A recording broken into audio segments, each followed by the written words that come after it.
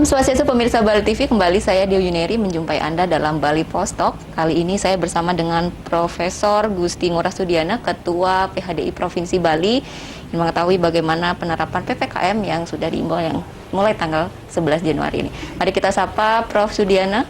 Om Swastiastu, Prof. Swastiastu, Dek. Bagaimana kabarnya? Becek. Becek ya. Harus selalu becek. Selalu sehat. Selalu sehat. Nah, Prof, sudah adanya pemberlakuan PPKM, dampak dari penerapan PPKM terhadap pelaksanaan kegiatan keagamaan. Ada nggak dampaknya, Prof? Ya, kalau dulu sebelum pandemi, sebelum diterapkan PPKM itu, kita melaksanakan upacara secara bebas. Tidak ada aturan-aturan mengenai pelarangan-pelarangan atau pembatasan-pembatasan untuk melaksanakan itu. Nah, sekarang dengan adanya pandemi ini, maka berbagai pembatasan dilakukan, baik oleh pemerintah, kemudian oleh PHDI, oleh MDA, untuk menghindari klaster penularan COVID-19 ini kepada para kerabat Hindu yang melaksanakan upacara. Nah, oleh karena itu kita bersama-sama dengan MDA, dengan gubernur sudah berapa kali mengeluarkan surat juga dengan tujuan supaya tidak nanti dari pelaksanaan upacara ini dikatakan sebagai salah satu penyebab munculnya berbagai klaster yang dikhawatirkan oleh banyak pihak.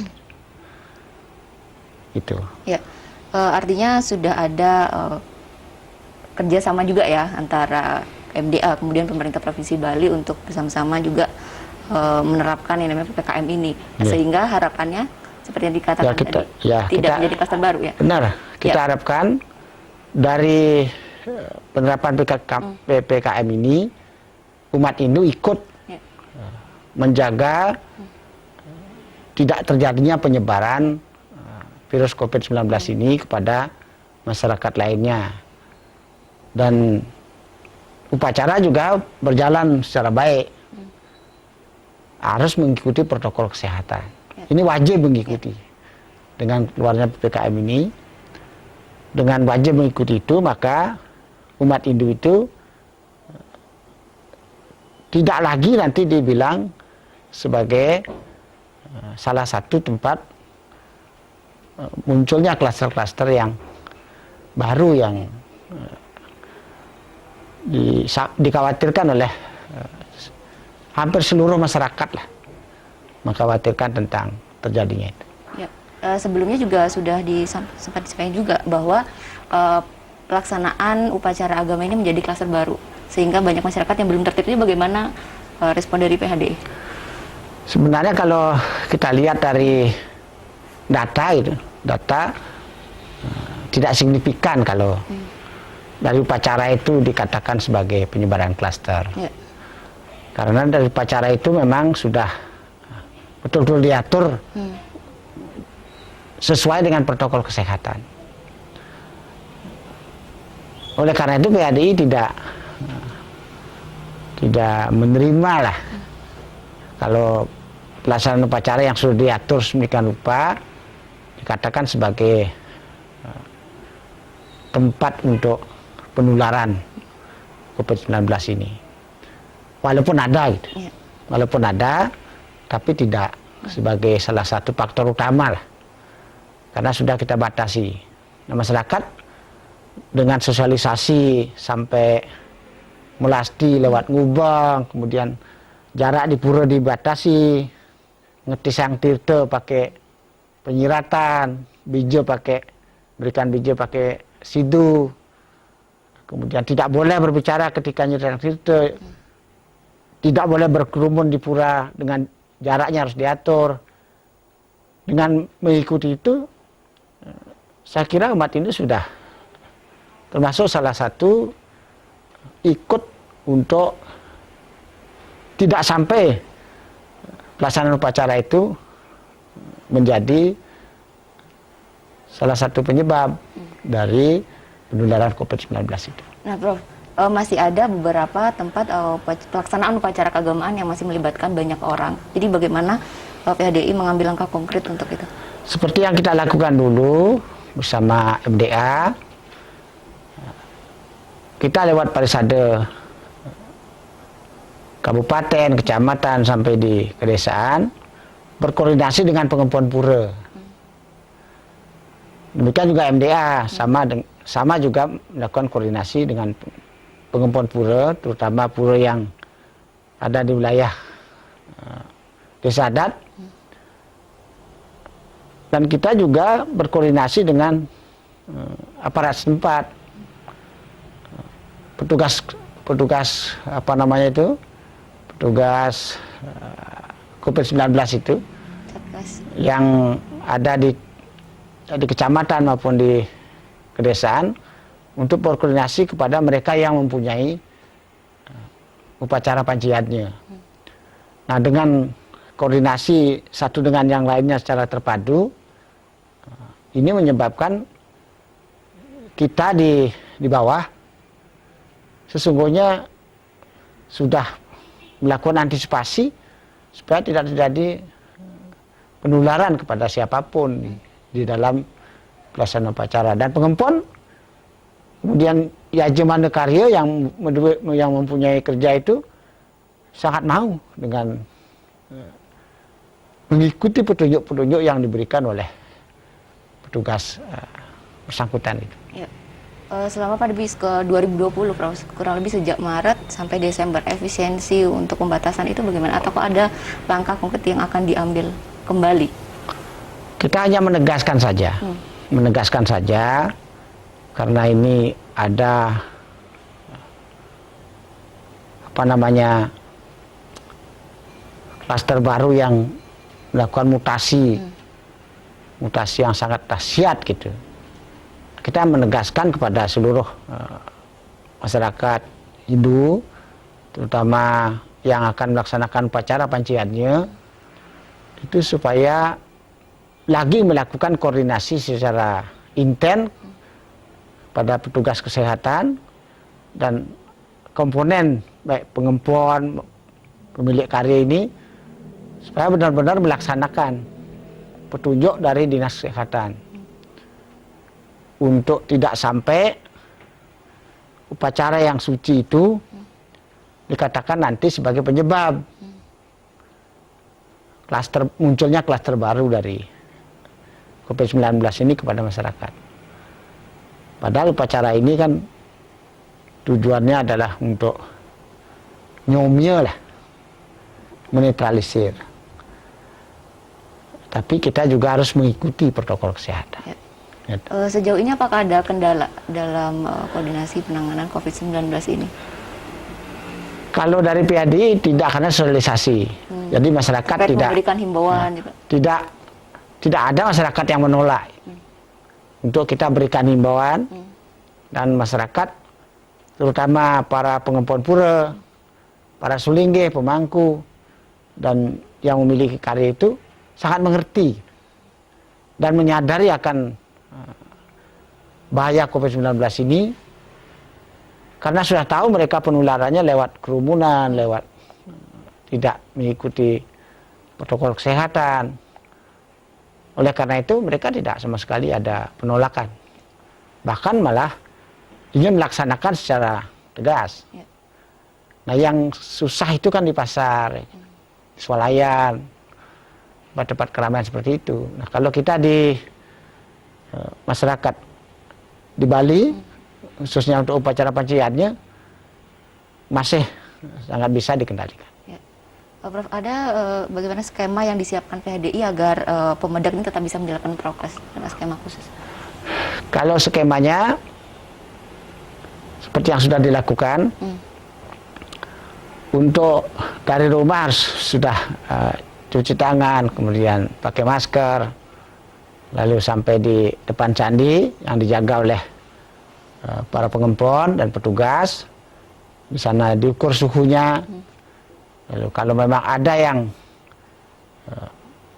misalnya menunjukkan gejala-gejala klinis gitu, maka diminta istirahat pulang. Lalu yang normal silakan masuk. Nah di sana juga di dalam pura, apakah di Jeruan, apakah di Jawa Tengah, tempatnya itu sudah dikasih tanda untuk duduk, tidak boleh berkumpul. Demikian juga saat melaksanakan persembahyangan, jaraknya juga diatur. Sudah diatur, kemudian termasuk saat mekidong, gegitan, megamal. Bahkan megamal, pengampun pura kadang-kadang meniadakan. Mekidongnya yang memang harus dilakukan, tetap pakai masker mekidong. Lalu Nyi Ratang Tirto sampai bija, sampai selesai itu benar-benar dibuat aturan supaya kalau keluar tidak boleh rame-rame dan tidak boleh bersalaman, supaya tangan ini tidak mengandung virus. Siapa tahu nanti lupa ngambil hidung, ngambil mulut. Itu skemanya yang sudah disiapkan baik sejak bulan April sampai sekarang. Astungkara nanti dengan mengikuti skema itu, umat kita terhindar dari COVID-19. Ya. Prof, apakah ada upaya secara niskala untuk mencegah penyebaran COVID-19 ini? Sesuai dengan hasil rapat di Pemda Bali, untuk kita mengaturkan upacara di Pemucuning Paseh Bali gitu, Pemucuning Samudra Bali, maka akan dilakukan pada tanggal